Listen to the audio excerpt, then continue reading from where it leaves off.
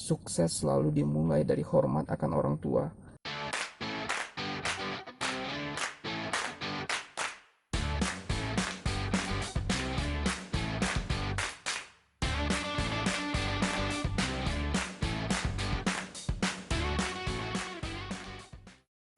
Halo guys, ketemu lagi di Seven Production.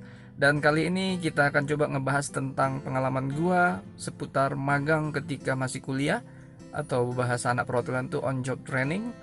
Nah, semoga aja video ini kali ini bermanfaat buat teman-teman mahasiswa perhotelan terutama, dan juga buat teman-teman SMA atau SMK yang juga mendapatkan kurikulum magangnya, dan mungkin buat teman-teman mahasiswa dari jurusan lainnya.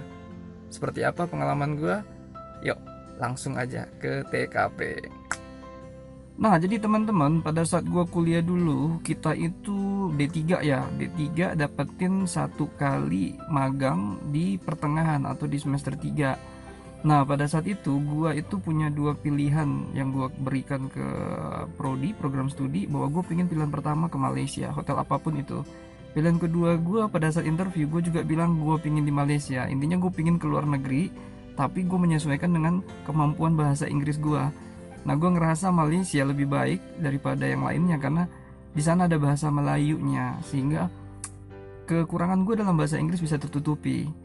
Hanya saja pada saat selesai interview dan diumumkan, gue ngerasa bahwa pilihannya tidak sesuai dengan yang gue inginkan. Tapi sebenarnya jauh lebih bagus dari yang gue inginkan, yaitu di Singapura. Nah, pada saat itu Singapura itu termasuk salah satu yang menjadi paling banyak diincar oleh mahasiswa-mahasiswa lainnya. Nah, gue sendiri di kampus itu sebenarnya IPK juga pas-pasan banget ya, standar banget, nggak tinggi, nggak juga rendah. Tapi dengan gue mendapatkan kesempatan di Singapura itu, gue ngerasa kayak wow, this is challenge man, ya ini tantangan banget buat gue. Ya, gue bersyukur tapi ada rasa deg-degan juga. Nah, teman-teman, gue juga pengen kasih tahu, ini adalah pengalaman pertama gue ke luar negeri. Ini pengalaman pertama gue juga bekerja. Gue itu sebelum-sebelumnya nggak pernah yang namanya daily worker atau kerja harian di hotel-hotel. Jadi ini serba pertama buat gue. Nah, tapi gue ngelihatnya ini sebagai rencana Tuhan aja sih. Jadi kalau rencana Tuhan pasti yang sudah yang terbaik dalam hidup gue. Jadi gue jalanin challenge ini, gue jalaninnya, ngelewatinnya dengan sukacita sih. Nah, seperti apa pengalaman-pengalaman gua di Singapura dalam hal magang? Ini dia cerita-cerita pengalaman gua. Nah, perlu teman-teman ketahui juga bahwa gua memang mahasiswa Room Division Management, tapi 1 bulan pertama gua magang, gua dapat kesempatan untuk training di food and beverage atau di restoran. Nah, jadi ini dunia yang berbeda buat gua, apa yang gua pelajari di kampus. Terus gue mendapatkan sesuatu pekerjaan yang berbeda pada saat di industri atau di hotel. Nah, hanya saja gue ngerasa ini sebagai berkat sih. Jadi teman-teman, ada begitu banyak hal yang bisa gue dapatkan, terutama tuh dalam hal bagaimana manajer-manajer di food and beverage atau di restoran memanage area kerjanya. Nah, jadi agak sedikit berbeda dengan di room division. Kalau di room division itu terkadang kita ditinggal aja sama supervisor sama eksekutif housekeeper kita kerja, karena memang area kerja di room division itu lebih luas daripada di food and beverage. Di restoran gue belajar untuk melihat bagaimana atasan memanage operasional untuk sesuatu atau seseorang yang bisa dia lihat langsung. Artinya di restoran itu luas areanya sangat bisa dipantau. Nah, orang-orang yang bekerja itu pasti bisa dilihat langsung oleh atasannya. Ini berbeda dengan di room division. Sementara kalau kita di room division, kalau seandainya gue lagi bersihin kamar, belum tentu secara langsung supervisor gue itu bisa mengawasi gue atau dia ada di area tempat gue bekerja. Nah, di restoran juga gue belajar itu bagaimana mereka dituntut lebih kreatif, bahkan bisa dibilang hampir tiap hari mereka dituntut kreatif untuk menyusun layout atau mendekor ruangan, karena memang banyak konsep-konsep tiap harinya. Ada konsep pernikahan, ada konsep breakfast, ada konsep ya macam-macam permintaan-permintaan dari tamu-tamu lainnya. Nah, ini mereka harus dituntut memang mendapatkan ide-ide yang fresh, ide-ide yang mungkin instagramable gitu ya, kalau saya seperti yang sekarang ini. Nah, ini membuat kita berbeda sedikit saja dengan di room division. Walaupun di room division kita seperti ada sih unsur kreatifnya. Contohnya misalnya kita mendekor untuk honeymoon konsep gitu ya, atau misalnya birthday konsep. Jadi kita mendekor kamar, mendekor tempat tidur dengan konsep-konsep yang memang ya disenangin oleh tamunya atau sifatnya surprise gitu ya. Nah, itu perbedaan di antara food and beverage dan di room division. Nah, yang gue mau tekankan sama teman-teman mahasiswa sekarang adalah ketika lu mendapatkan jurusan yang tidak sesuai dengan jurusan lu di tempat magang, jangan langsung mengeluh dan jangan punya budaya mengeluh terlalu sering. Ingat ya teman-teman bahwa kita selalu bisa banyak belajar dari hal-hal yang memang bukan jurusan kita. Ini hampir sama aja dengan dialami Khairul Tanjung. Gue pernah dengar langsung kisahnya dia pada saat menghadiri ada seminar tangan di atas atau TDA. Dia bercerita, nah dulu dia kuliah itu untuk jurusan kedokteran, tapi ternyata dengan melihat ada peluang bahwa di sana banyak orang yang ingin fotokopi, dia justru berbisnis gitu ya. Dia menekunin bisnis fotokopi yang pada akhirnya sampailah dia kepada menjadi bisnis ada mesin jahit pada saat itu. Intinya seperti yang kita kenal sekarang, Khairul Tanjung menjadi seseorang yang banyak sekali bisnisnya, beraneka ragam jenisnya. Dia punya Carrefour, dia punya Transcorp gitu ya, dia punya Bank Mega.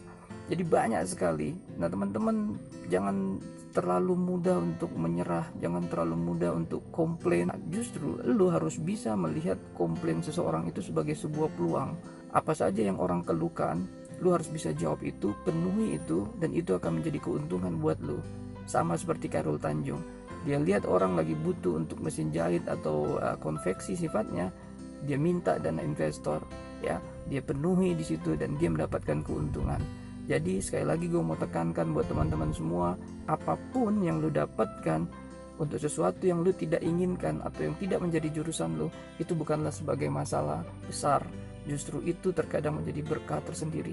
Sekali lagi, lu harus bisa punya cara pandang yang positif.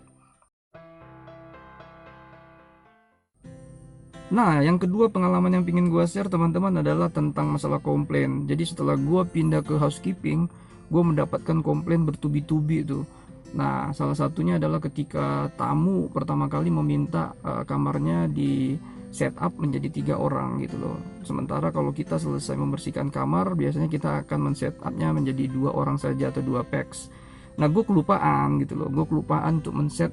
Gue udah ngasih nih istilahnya towel atau handuknya menjadi 3. Nah, gue lupa tuh men-setupnya menjadi 3 sabun, ya 3 sampo gitu kan. Nah, pada akhirnya gue dikomplain dan dimarahin oleh supervisor gue. Nah, karena gue memang merasa ya gue pertama kali bekerja, itu kayaknya jadi pukulan buat gue.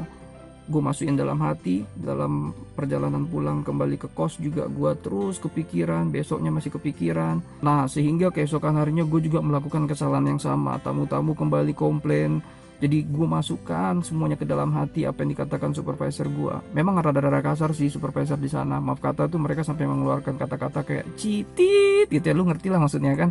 Sampai fatit gitu ya. Jadi itu memukul gue banget, serba pertama buat gue. Tapi ya sekali lagi gue memang manusiawi banget di situ. Gue langsung ngedrop. Dan 3 bulan setelah gue jalanin, gue langsung di istilahnya dia apa ya, diancam sama eksekutif housekeeper gue, manajer housekeeping gue, bahwa ya karena kinerja lu yang buruk, lu akan kita pulangkan kembali ke Bandung. Lu kita anggap nggak kompeten, unskill gitu ya. Nah, ini semakin memukul gue juga. Jadi gue tetap jalanin. Tapi teman-teman yang harus diingat pada saat magang, apapun yang lu lakukan selama itu sifatnya unskill karena lu memang belajar dalam hal magang. Jadi jangan pernah terlalu khawatir ya. Sekali lagi, lu bisa dipulangkan kalau memang satu, lu kriminal, yang kedua, lu bersikap atau attitude lu kasar terhadap mereka. Nah, itu gue setuju, kita bisa dipulangkan. Tapi kalau misalnya hanya karena kita ya belum terlalu menguasai pekerjaan kita, gue rasa ini bisa dilatih ya. Jadi tidak serta-merta bisa keputusannya diambil satu pihak oleh hotel saja. Nah teman-teman, selalu aja ada hikmah di balik setiap masalah. Ini yang gue anggap sebagai blessing in disguise ya, berkah di balik bencana. Jadi intinya setelah gue tamat D3, gue langsung apply ke kapal pesiar dan gue langsung keterima di Holland American Line. Bahkan gue interview di Menara Sudirman dan juga di Cikarang dengan banyak tes tertulis, ada juga tes bahasa Inggris, Marlin test. Gue bisa ngelewatinnya, padahal kompetitor gue juga banyak dan jago-jago sebenarnya. Hanya mungkin background gue yang sudah pernah kerja di Singapura dan melewati dengan 6 bulan itu membantu gue banget. Tapi semuanya ujian terberat ada di kapal pesiarnya, karena di kapal pesiar itu kita dapatkan lebih berat lagi situasi. Nah, seandainya aja kita dapat masalah di kapal pesiar, kita mau mengadu ke siapa gitu? Kepada lumba-lumba? Nggak mungkin juga gitu kan. Sementara itu kayak penjara samudra. Jadi kalau di darat tuh kita dapat masalah, kita masih bisa ke mall gitu, masih bisa ketemu teman-teman yang lain. Tapi kalau misalnya di kapal pesiar, lu bermasalah dengan teman satu pekerjaan dengan lu akan ketemu sama dia lagi di kantin, lu akan ketemu dengan dia lagi pada saat mau tidur gitu ya. Karena lingkungannya itu aja, orangnya itu saja. Jadi sangat-sangat berbeda, sangat berat di kapal pesiar.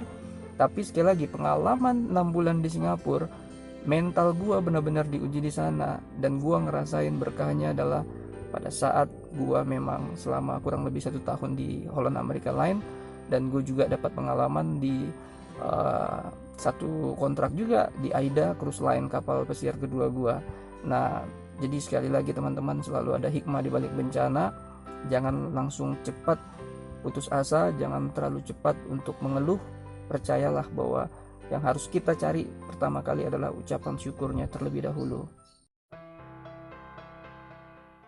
Nah, pengalaman yang ketiga yang gue mau share teman-teman, penting buat teman-teman, apapun keringat pertama lu, apapun gaji pertama lu, pendapatan pertama lu ketika kerja, yang harus lu ingat adalah bagaimana memberikan itu kembali lagi ke orang tua lu. Nah, gue pengen ngajarin buat teman-teman mahasiswa gue di sini bahwa ya orang tua lu nggak apa ya, dia tidak kekurangan duit sebenarnya. Tapi ketika lu bersedia mau memberikan orang tua lu keringat lu, hasil dari keringat lu, itu merupakan sebuah kebanggaan buat mereka. Nah, pada saat di Singapura kemarin, memang gaji pertama gue simpan untuk membeli jam tangan yang nggak mahal-mahal kali sih. Gue beli Seiko Kinetic gitu ya, Kinetic sepasang gitu buat orang tua gue dua-duanya. Nah, gue berikan ke mereka dan gue kasih tahu bahwa ini adalah ya keringat pertama gue, ini adalah dimana pertama kali gue digaji karena kerja gue, karena gue senang dan gue pingin ingat mereka yang pertama kali. Sebenarnya orang tua lu bukan kekurangan duit gitu ya, tapi karena lu mengingat mereka, lu mengutamakan mereka, itu akan menjadi semacam, kalau buat gue, satu hal yang membuat mereka lebih bangga lagi ke lu, terlebih lagi lebih sehat lagi, panjang umurnya pastinya. Nah, mungkin pada saat lu memberinya, mereka meresponnya seperti biasa-biasa saja, tapi percayalah teman-teman, di belakang itu semua mereka akan sangat semangat bercerita kepada tetangga-tetangganya, kerabat-kerabatnya. Nah, satu hal yang penting juga bahwa pasti mereka akan bawa lu dalam doa mereka, apalagi doa seorang ibu. Gue sangat percaya doa seorang ibu itu sangat-sangat didengar oleh Tuhan gitu ya, dan sangat-sangat manjur gitu loh. Nah, sebenarnya teman-teman ingat akan orang tua ini tidak hanya pada saat magang sih, nanti pada saat lu bekerja juga. Sekali lagi, menurut gue jangan sisakan duit buat orang tua lu, tapi memang prioritaskanlah dalam pendapatan lu ada porsi orang tua di sana. Jadi jangan sisanya baru lu bagikan ke orang tua, tapi lu harus benar-benar punya porsi tersendiri, prioritas pertama yaitu adalah ke orang tua. Dengan cara seperti itu, percayalah, rezeki lu pasti akan dilimpahkan. Sukses selalu dimulai dari hormat akan orang tua.